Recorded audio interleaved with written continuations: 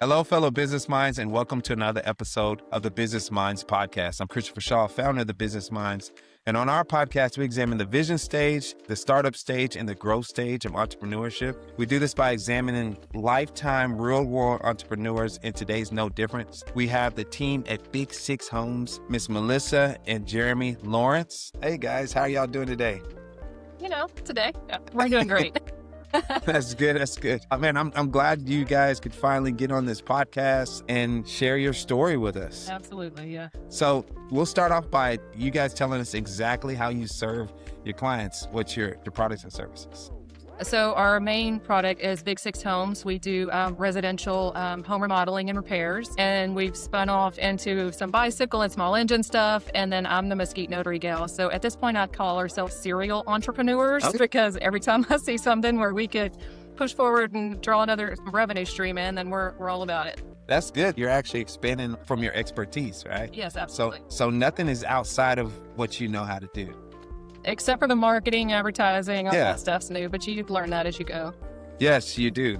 And sometimes that's a hit and miss as well. Absolutely. But you got to keep going. Okay, cool. So Big Six Homes. By the way, we're a previous client too. Yes. You guys came over. Remodeling or bathroom. Bathroom and shower and closet. So yeah. So we appreciate it. They did great, guys. Okay, so I want to start from the vision stage.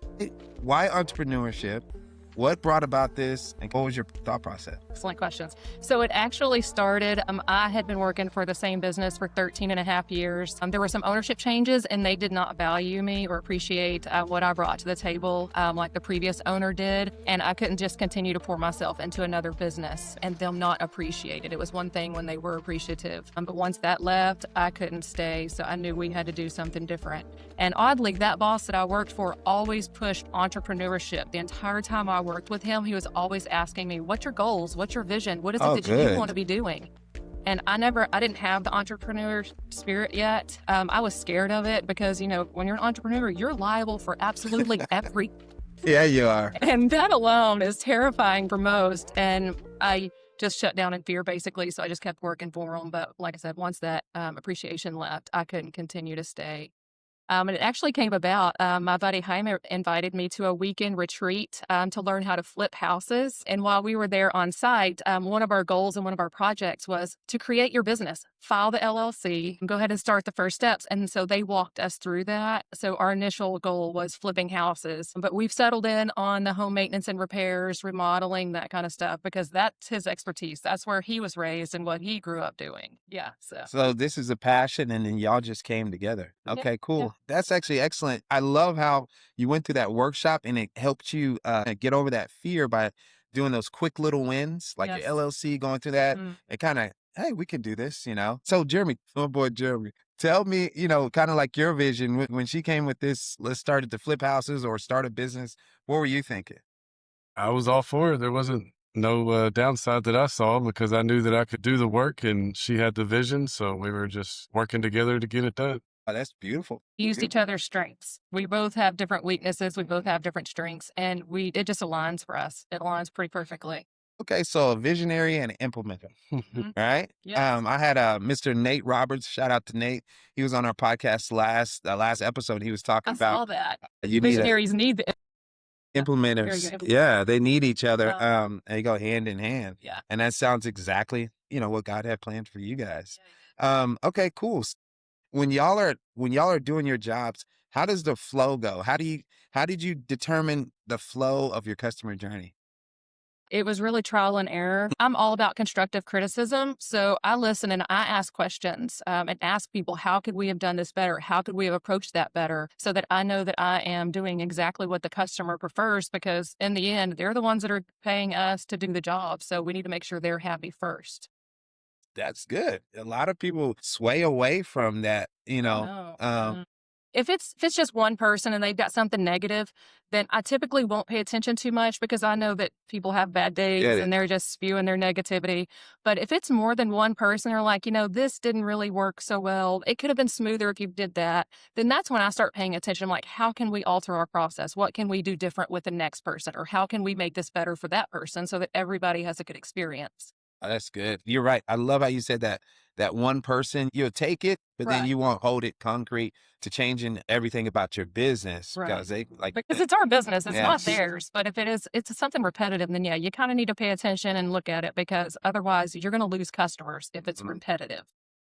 That's good. That's good for y'all first starting out to already do that. A lot of people want to stick to their guns and, this is our business and we're not changing anything, but they will fail. See value in that. You just have to have your principles. You have to know what you're standing on and what you want your goal to be and what you're trying to do. We're not trying to make $1 million in a year. We're trying to make the customer happy and pay our bills and send our kids to the extracurricular things that they want to do. We're not trying to buy second homes or anything like that. Man, so okay, so it is true. Everybody has their own unique level of success. Of course. Okay, and did y'all kind of map out that we call it a freedom number? That freedom number you want to make every month? Yes, and it's a very reasonable number. And I've Uh-huh. had many other entrepreneurs tell me that I need to raise that number. And I have yet to do so, only because even though we have been in business since 2018, there's still hiccups, there's still slow times. And I just want to maintain just simple. And I don't need to be the biggest guy on the block. I just want to be a player. Jeremy? It's overwhelming. So yeah, I'm good with what I have and I don't need too much more to manage. Oh man, this is actually really good, y'all, because a lot of times, especially nowadays, that is the thing. Every time you see on social media, Oh, what are they boosting? They're boosting like Lamborghinis and private. They're all rented. Yeah, I was about to say they probably don't own themselves, but they're putting this vision out there. yeah. And what y'all are doing is you're making it reasonable for where you are now. Now I can see big six homes growing big, but for what you have right now, this is really, really good down to earth type of stuff. And I think the way y'all explained it, a lot of people do get scared because they don't think they have the ability to do like the Lamborghinis and all that type of stuff, right? Because that is a day-to-day process. Me and Maria were talking and we were talking about our freedom number. And it was like, okay, this freedom number is our monthly freedom number was like 5,000 a month, right? And then so we want to make $45,000 a month. But where we are right now, you actually have to have your mindset in a position to make that $45,000. You know what I mean? Yeah. So it's like, what does that look like to do everyday daily habits that is getting you closer to that? So, and when I'm talking to you guys, y'all are saying right now, our daily habits and what we can produce is good enough for where we are, right? For one man show. Yeah, I mean, until he we does the grow. majority of all the stuff by himself. Every now and then, if it's a bigger job or something that's more extensive, he'll call in one of his good buddies that he trusts and knows they know the Yeah, industry they could too do and it. what they're supposed to be doing. And that was our goal is we just wanted to feed us. We're not trying to feed other families too within our business. If we grow to that, great. But that's not our goal ultimately. It's more about That's teaching good, our y'all. kids that they can do anything they want to do. All they have to do is take that first step in that direction. And guess what? We all fail. We all mess up. Mhm. We all make mistakes. But if you don't take that initial step, you're never going to know what you're capable. That is so true. You got to learn from those mistakes Yes, and make the right choices. yes. And it's okay to get popped in the mouth. Huh? It teaches you to look, pay attention closer next time. Yeah. Could I have seen this coming or was this something completely out of the blue? Yeah. Okay, cool. And I love how you said that if you need help on a job, you will call in somebody, Of right? course. Yeah. Okay, cool. And the people you trust, of course. We Good. don't subcontract. It's more of, hey, this is beyond our means. This is beyond what we can do with our manpower. But we've got a great relationship with this other company who has the manpower and who has a huge crew to come in and knock out your complete kitchen remodel in 2 days if you needed that done. That's not something we can't remodel a whole kitchen in 2 days, but other people could. So if that's the case and what the customer wants, then we point them to it in another direction that's more suitable. That's integrity, y'all. That's a lot of integrity. You want to be upfront with whoever you're Of working course. with to tell That's the the truth. people I want to work with. Yeah, I there we try to go. be that Man. kind of a person too. That's one of the things that I, in the business minds, try to teach the fact that you don't have to know all the answers, That's right. right? That's You right. don't have to know all the answers, and you can point people to other way because Yeah. it's the relationship that really matters. When you're honest and candid with them, they trust you. And so they're more likely to, when it's a smaller job for a neighbor, they're like, hey, I know a good company because they are smaller and you're not in a hurry kind of thing. So then they Yes. refer them to us. That's good. That's really good. You're becoming more not only just a business that can solve a problem, but more of a resource. And I wanted to talk about you guys' community efforts, man, because you guys are a lot of got a lot of stuff going on in the community and a voice of the community that people trust. How did that come about? I have an opinion and I share it openly. And because I am an honest, candid person, a lot of people enjoy that. Even when I'm telling them information they might not want to know, Mm-hmm. because they know it's coming from a good place, they listen and they hear it. During these last elections, several people asked if I would run for council, and absolutely not. They could not pay me enough to deal with all the crap they deal with. But it was encouraging for me to know that other people see what I do Mm-hmm. and they find value in it as well, even when I'm not giving them a service kind of thing. And in return, that has turned into some loyal clients, Oh, right? yeah, absolutely. Yeah. At some point, I was the only one promoting our business on social when somebody's like, hey, do you know somebody who could do this job? But here recently, the most recent one, there were 5 other people that recommended our business, and I wasn't even one of them. Oh, that's good. So I know. And I'm like, okay, great. It's working. It's working finally. But yeah, and she's got to be patient sometimes.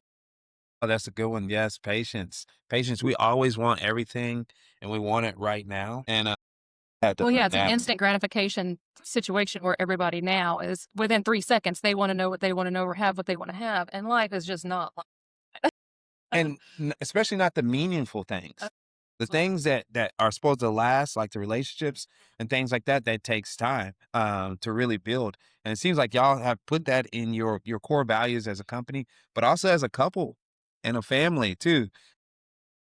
Me and Maria used to talk, well, I guess I still talk to her sometimes. you She's talk my to her wife. right Yeah. now. But we used to talk, we talked about how marriage, entrepreneurship, and kids are 3 of the things that you can't really predict. Yeah, Even if you have a loads of money, right? When you have those kids, they don't understand that, right? They're crying, they don't care how rich you are, that's right. right? Entrepreneurs, sometimes your clients and stuff, things go right no matter how much money you have, right? And in marriage, we all know marriage can be one of the toughest of them all, right? Roller coaster. Yes, it could be a roller coaster. And for y'all to have all 3 of those and keep it going. And you said 2018, so this has been what, 7 years? Yep. 8 years, okay. Years, yeah. 8 8 years, okay, and y'all are still going strong. Most businesses, I believe it's 5 years. 5 years, and it's like 98% of them, right?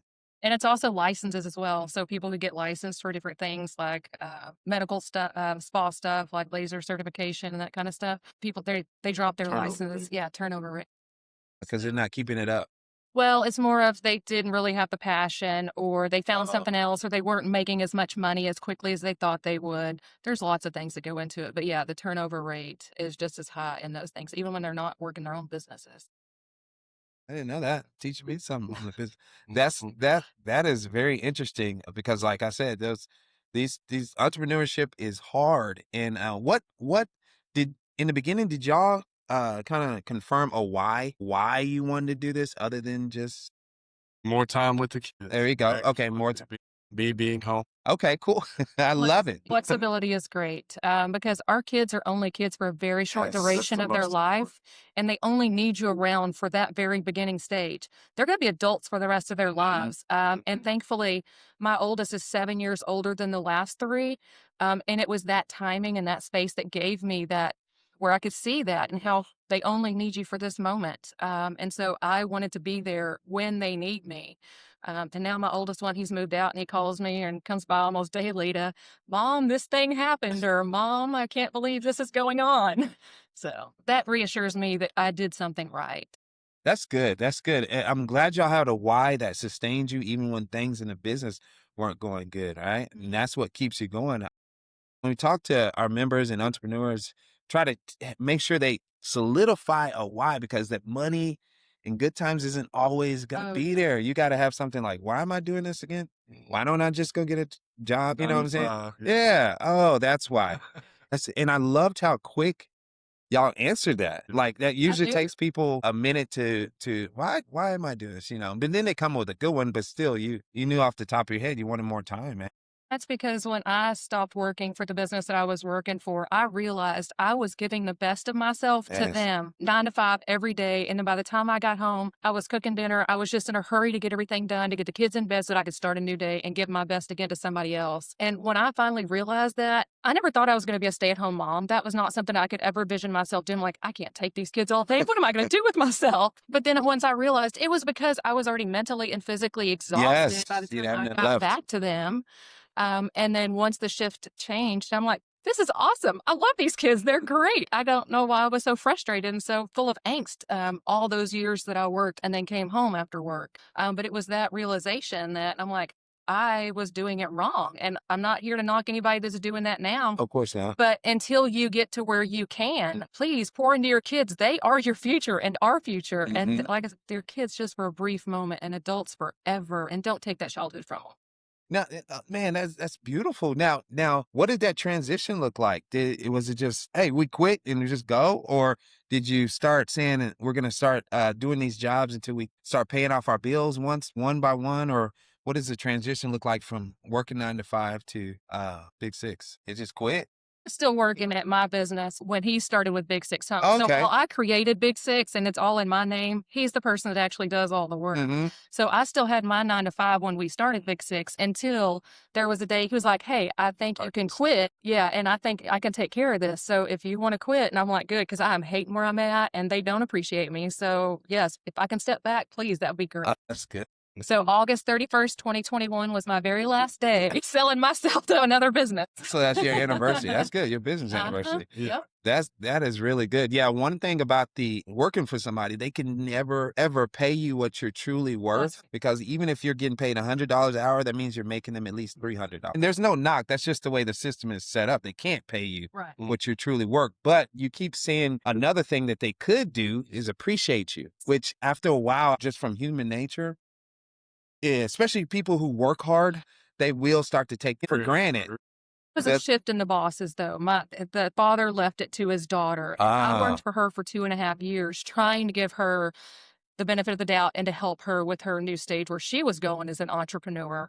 And it just became a point where, and he intentionally looked for ways that he could help us. He knew we were building the addition on our house. He's like, hey, I want to buy the wood for it. Hey, I want to put new carpet in your house. I want to send y'all. Yeah, see. Yes. About entrepreneurship. He sure always did. mentored us very well. Yeah. And that's what I'm saying. He really, like you said, they can't always pay you what you're worth, but there are other things that they can do that could be a write-off for them because they're investing in their employees. And he knew that. And she just did not have the experience or the thought process that he did, even though she was raised by that man. Yeah. And she was more about keeping her own money in the bank account and taking care of her and her own family.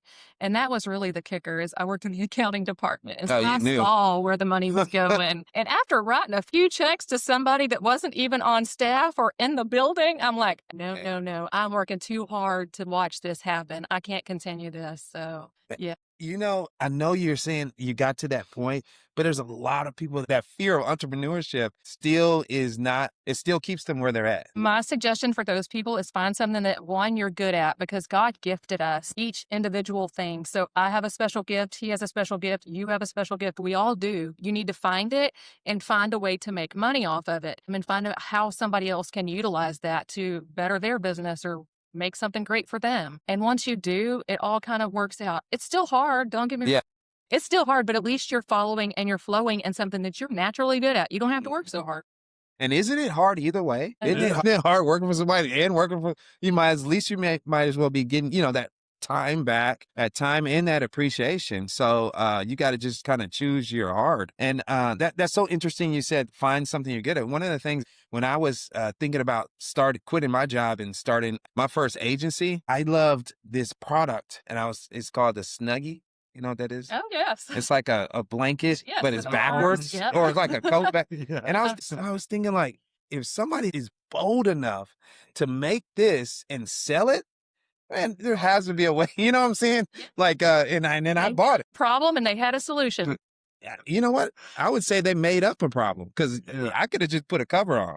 Yeah, but you don't have the freedom of your car. Remote control. But that's one of the things that kind of changed my mind, because I got a Snuggie and I was like, well, oh, if I bought this, somebody just made this up, but it's really already here. Like it's just a blanket, but with your arms too. I thought it was so that was one of my turning moments. I was like, man, if this person could have the bold enough to make this, I can make something, help somebody. And I had to realize, just like what you said, it wasn't necessarily the tools and the software and all that thing. It was me. Yeah. You know what I'm saying? Just like you guys are saying, because with the Big Six Homes, you're also a pillar of the community. And I can't stress that enough. You guys have coming up with a neighborhood bike. Tell us about this. Little bicycle trail ride. We're going to start doing that annually. Monthly is the goal for the bicycle ride. Month- That came about because this man grew up BMXing and riding bikes. Yes. And that was one of the things where I've started to get involved with that, so that while we're together all the time, we're not always doing things we enjoy. Mhm. And he enjoys bicycling. So I'm like, I can start riding a bike and go on those bike rides with him.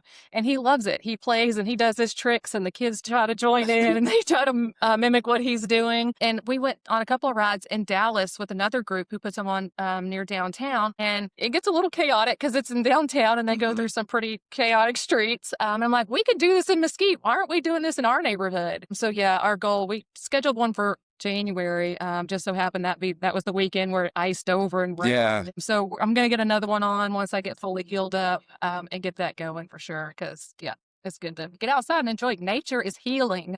And one of the things with entrepreneurs, whether you want it to be or not, you're a leader. Once you step out into that entrepreneur shoes, you're a leader, because there's other people that are wanting to be where you're at. Even if you're making $1 a month, somebody's not making any money as an entrepreneur. So one of the things that y'all are doing is you're making an impact in the immediate world around you, right? They see somebody, they're like, well, if they can do it, and they're Yes. simple people, they're not complicated, they're not rich, like you said. It's normal people who are moving forward in life. So if we can encourage one person to pursue a dream that they've had, just don't let the fear stop you. That's where I lived for a long time, was in fear. And then once I realized that, now when I find myself shutting down and thinking about fear, I ask myself, is this going to hurt me? Is this going to harm me in any way? And if the answer is no, then I do it, because you'll never know. You got to take those chances. You got to. Man, that is some words of wisdom. And you hit on something once again, that most entrepreneurs aren't super duper rich people. Social warps our reality sometimes. If you set your level of success with whatever your freedom number is, even if it's $2,000, that is a good level of success, because you get your time back, and now you're sitting in your passion versus, building somebody else's dream. Yeah, you're right. It is not longer work. You don't work another day in your life. That's very true. Okay, Big Six is rolling. Why start these other businesses? That was more of out of necessity. So I learned I had breast cancer in July last year, and that meant he was going to need to be home, because with Big Six, he works at somebody else's house. So he's still gone all day long. And then once I realized there was going to be doctor's appointments and things that we were going to have to go through, I was like, what else could we be doing that would free him up even more? And with the Mesquite Bicycle and Small Engine Repair, he's working at home. So when I was taking a nap, or when I was passed out from the medication that they gave me, he was outside in the garage or under the carport repairing somebody's lawnmower. And at that point, only the people that really knew him was like, hey, I've got a lawnmower. It's not starting. Could you help me? And then once I was like, if we've already got some people, our friends and family coming to us, why can't we offer this service to other people? So like I said, once we realized we were going to have so many doctor's appointments, I'm like, hey, you want to do this? And he was like, yeah, why not? Yeah. And with the bicycle, again, he's been riding bikes. He's built them, broke them, repaired them his whole life, because he did BMX trick stuff. It was just another thing that we could provide. And I didn't realize that was such a niche, and that there was no one else near us doing it. And the closest one is White Rock in Arlington. So it fit with our community and our little pocket where we wanted to stay local anyways. And it took off a lot faster than I had anticipated. It was already paying our mortgage within the first month. I know. And I was very shocked that That's it did that. And that too was trial and error and learning because initially we were only charging X dollars for no matter what service, whatever they were wanting us to do. But once we started doing some investigation and learning what these other places were doing, we did up our rates because we're valuable and our knowledge and experience is valuable too. So, and I've learned that if they need the service, they'll pay it no matter what the cost. and yes. Still try to stay very reasonable because we are home based. We don't have all the overhead that the other bigger companies do. And so that helped us get into the community that much faster. And your community efforts, even Big Six Homes, I'm pretty sure all those efforts really helped Mesquite Bicycle Repair. Right. It also, because they knew us from Big Six Yeah. Homes and trusted us with that. And they're like, well, why not with the bicycles and the small engines too? So yeah, it did absolutely. The trust was already built in when we started there. And I love how you talked about your value. You do need to know your value. There's nothing wrong because, Jeremy, how many years you got doing this? Since you were 20 14 years plus. Okay, Yeah. exactly. Yeah. That's the Yeah. the value that they're paying for. Mhm. You know what I'm saying? It's those 20 years plus of you tinkering and getting it right. Now they can come to you. Like even with my car. I was parked next to Jeremy one day and he heard the noise and he texted me. Oh, Chris, that sounds like this. That's the value. So a lot of entrepreneurs, they do try to undervalue Themselves as professionals. Yes. Yeah. They're like, I'm just this person. Well, as soon as somebody pays you for that service, guess what? You're now a professional. Mhm. And that is the definition of a professional. Yes, you're right. Yeah. And your clients, in a sense, are looking at you like, we don't know how to do this. So you're instantly a professional, right? As soon as you kind of put it out there, like you said, whenever they pay, step into that role, especially if you have the experience. That's And good. We've had some feedback from some are like, well, I could have taken my car to the shop for cheaper than that. And I'm like, no, you couldn't. I know what the shop's charging too. I was going to be those. Yeah. No matter what. Yeah. We're never going to please everybody. I think in the beginning, that was one of my things because I never built a network.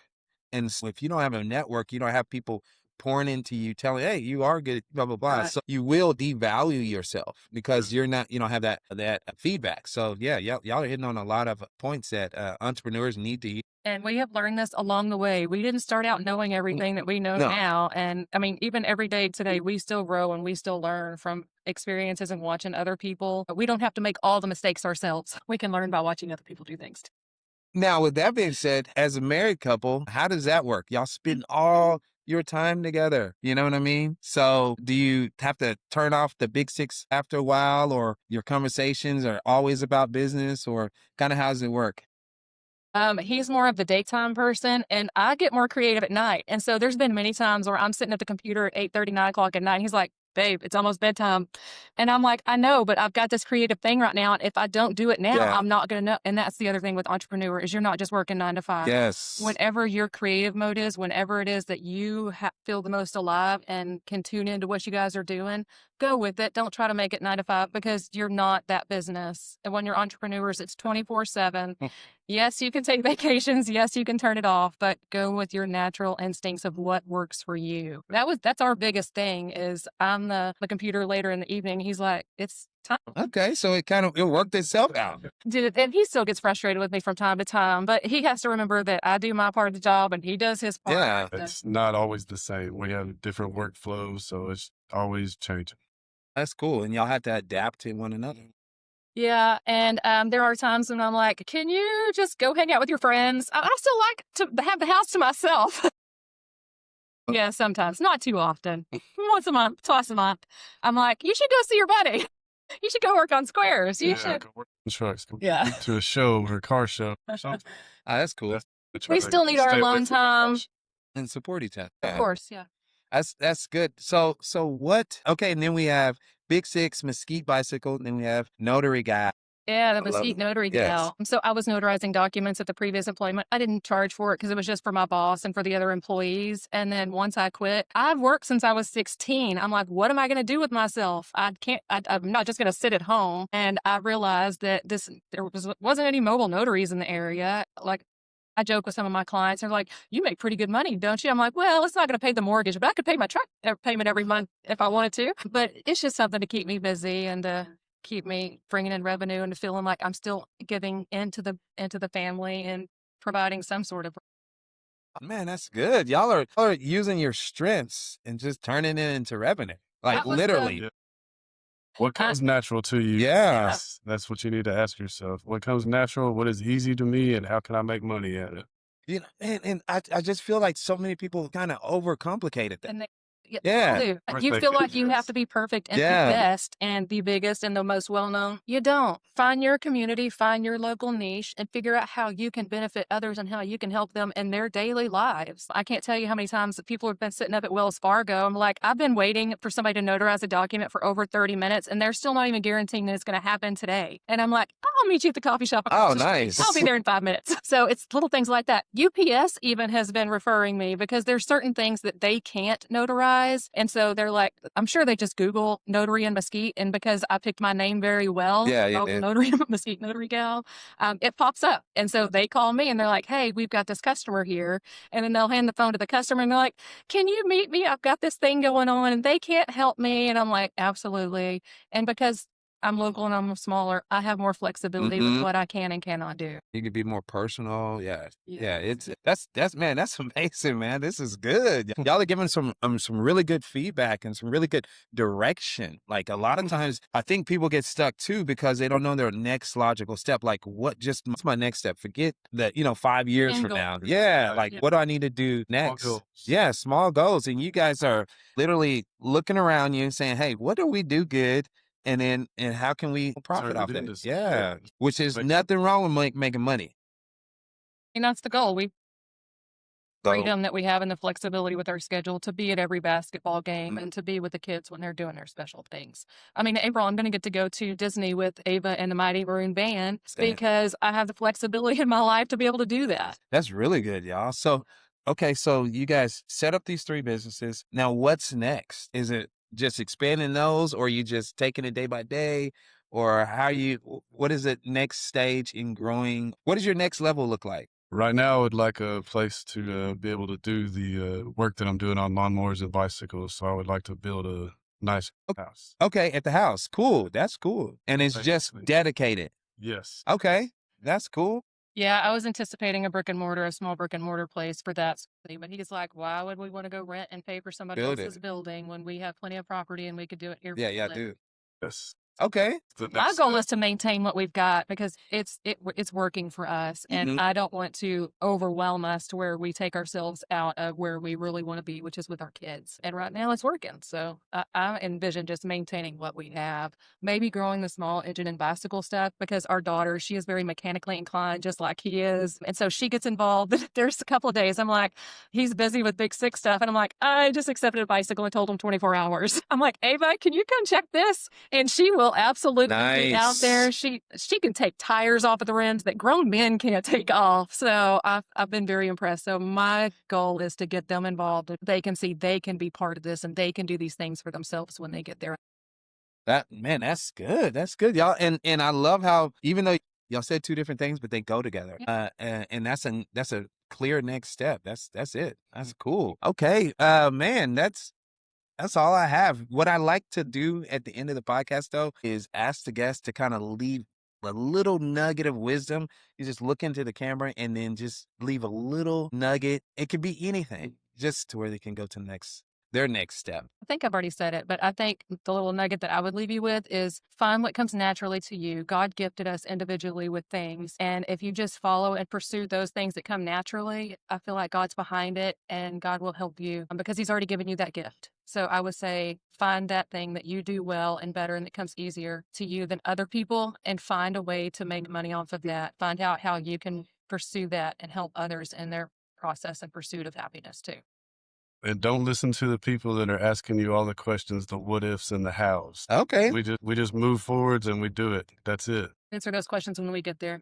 I love it. I love it. I loved everything about your family. I love how y'all are building this legacy around your businesses. And then you're also not stepping outside of your lane. Like so many people step outside of their lane. We weren't raised that way. Our parents always worked for somebody Mine else. too. And my dad was like, if you don't have a job, then you don't have security. Well, you don't have security in a job either because this is a right to work state. So they can Oh, fire yeah, you like or lay you anytime. off at any point of the day. They could be having a bad day or their wife wants to work and they're going to kick you out to put their wife in that position.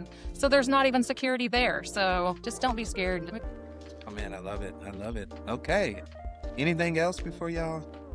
You got anything else? Thank you for having us. Of course. Yeah. Man, this has been great. You guys have gave some really great value, and really good nuggets and insight. I've learned some stuff about you guys too. So I appreciate you being on the podcast, and we're going to follow this up, of course, have you back. Sounds great. Okay. Hey, thanks guys for joining us on the Business Minds podcast. Until next time, keep moving forward.